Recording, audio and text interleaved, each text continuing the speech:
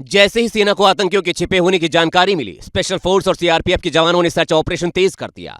इसी दौरान घात लगाए आतंकियों ने जवानों पर ताबड़तोड़ फायरिंग शुरू कर दी। सेना के जवानों ने भी आतंकियों को माकूल जवाब दिया, लेकिन तब तक आतंकी अंधेरे का फायदा उठाकर भाग निकले। इस बीच सेना ने रात में ही आतंकियों की घेराबंदी कर दी और 3 आतंकियों को जहन्नुम पहुंचा दिया। हालांकि एनकाउंटर में सेना के 2 जवान भी जख्मी हुए हैं और अभी भी 1 से 2 आतंकियों के जंगल में छिपे होने की आशंका है, जिनकी तलाश की जा रही है। पिछले 7 दिनों में सेना अब तक अलग अलग इलाकों में 3 ऑपरेशन चला चुकी है, जिनमें 8 आतंकी मारे जा चुके हैं।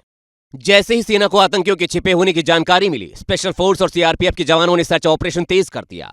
इसी दौरान घात लगाए आतंकियों ने जवानों पर ताबड़तोड़ फायरिंग शुरू कर दी। सेना के जवानों ने भी आतंकियों को माकूल जवाब दिया, लेकिन तब तक आतंकी अंधेरे का फायदा उठाकर भाग निकले। इस बीच सेना ने रात में ही आतंकियों की घेराबंदी कर दी और 3 आतंकियों को जहन्नुम पहुंचा दिया। हालांकि एनकाउंटर में सेना के 2 जवान भी जख्मी हुए हैं और अभी भी 1 से 2 आतंकियों के जंगल में छिपे होने की आशंका है, जिनकी तलाश की जा रही है। पिछले 7 दिनों में सेना अब तक अलग अलग इलाकों में 3 ऑपरेशन चला चुकी है, जिनमें 8 आतंकी मारे जा चुके हैं।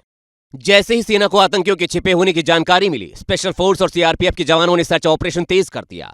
इसी दौरान घात लगाए आतंकियों ने जवानों पर ताबड़तोड़ फायरिंग शुरू कर दी। सेना के जवानों ने भी आतंकियों को माकूल जवाब दिया, लेकिन तब तक आतंकी अंधेरे का फायदा उठाकर भाग निकले। इस बीच सेना ने रात में ही आतंकियों की घेराबंदी कर दी और 3 आतंकियों को जहन्नुम पहुंचा दिया। हालांकि एनकाउंटर में सेना के 2 जवान भी जख्मी हुए हैं और अभी भी 1 से 2 आतंकियों के जंगल में छिपे होने की आशंका है, जिनकी तलाश की जा रही है। पिछले 7 दिनों में सेना अब तक अलग अलग इलाकों में 3 ऑपरेशन चला चुकी है, जिनमें 8 आतंकी मारे जा चुके हैं।